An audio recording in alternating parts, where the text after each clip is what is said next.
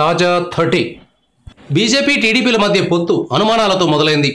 రాష్ట్ర విభజనలో కీలక భూమిక పోషించిన బీజేపీతో పొత్తు పెట్టుకుంటే ఆంధ్రప్రదేశ్ ప్రజలు తిరస్కరిస్తారేమోనన్న శంక అప్పట్లో చంద్రబాబుకు ఉండేది.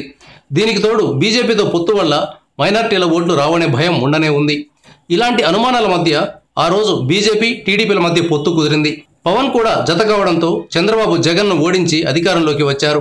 బీజేపీని కూడా రాష్ట్ర ప్రభుత్వంలో చేర్చుకున్నారు. అయితే అధికారంలోకి వచ్చిన దగ్గర నుంచి చంద్రబాబు మోదీ మధ్య అపనమ్మకంతో వ్యవహారాలు నడుస్తున్నాయి.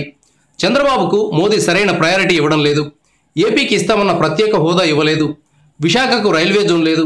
ఇంకా ఏపీకి ఇచ్చిన ఎన్నో హామీల విషయంలో మోదీ సర్కార్ వెనక్కిపోయింది. అయినా చంద్రబాబు ఏమీ చేయలేని స్థితిలో పడ్డారు. ఇంతలో ఓటుకు నోటు రావడం ఆయన్ను మరింతగా డిఫెన్స్లోకి నెట్టేసింది. అవకాశం దొరికినప్పుడల్లా చంద్రబాబు మోదీని ఇంద్రుడు చంద్రుడు అని పొగుడుతున్నారు. అయినా మోదీ చంద్రబాబుకు మంట పెడుతూనే ఉన్నారు. తాజాగా మోదీ జగన్తో చేతులు కలిపేందుకు సిద్ధమవుతున్నారు. ఈ మేరకు జగన్కు ప్రత్యేకంగా అపాయింట్మెంట్ ఇచ్చారు. దీనిపై టీడీపీ నాయకులకు ఏం మాట్లాడాలో అర్థం కాని పరిస్థితి ఉంది. ఈ నేపథ్యంలో అమరావతిలో స్టార్టప్ ఏరియాకు సంబంధించి ఒక పెద్ద కార్యక్రమం జరిగింది. ఇందులో వెంకయ్య నాయుడు పాల్గొనలేదు. గత 3 ఏళ్లుగా వెంకయ్య చంద్రబాబుకు వెన్నుదన్నుగా ఉన్నారు. వీలైనంత వరకు తన పరిధిలో వెంకయ్య చంద్రబాబుకు సహాయ సహకారాలు అందిస్తున్నారు. అలాంటిది జగన్ మోదీతో భేటీ అయిన తర్వాత వెంకయ్య చంద్రబాబుకు దూరమైనట్లుగా తెలుస్తోంది. ఆయన చెన్నైలోనే ఉన్నప్పటికీ అమరావతిలో జరిగిన కార్యక్రమానికి రాలేదు.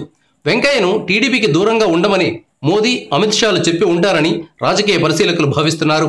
వచ్చే ఎన్నికల నాటికి బీజేపీ టీడీపీ పొత్తు కాస్త బీజేపీ వైసీపీ పొత్తుగా మారినా ఆశ్చర్యపోనక్కర్లేదని విశ్లేషకులు అంచనా వేస్తున్నారు. Thank you viewers. ఈ వీడియో మీకు నచ్చితే లైక్ బటన్ టచ్ చేయండి. తాజా 30 ఛానల్కు సబ్స్క్రైబ్ చేయండి. మీ మిత్రులకు షేర్ చేయండి.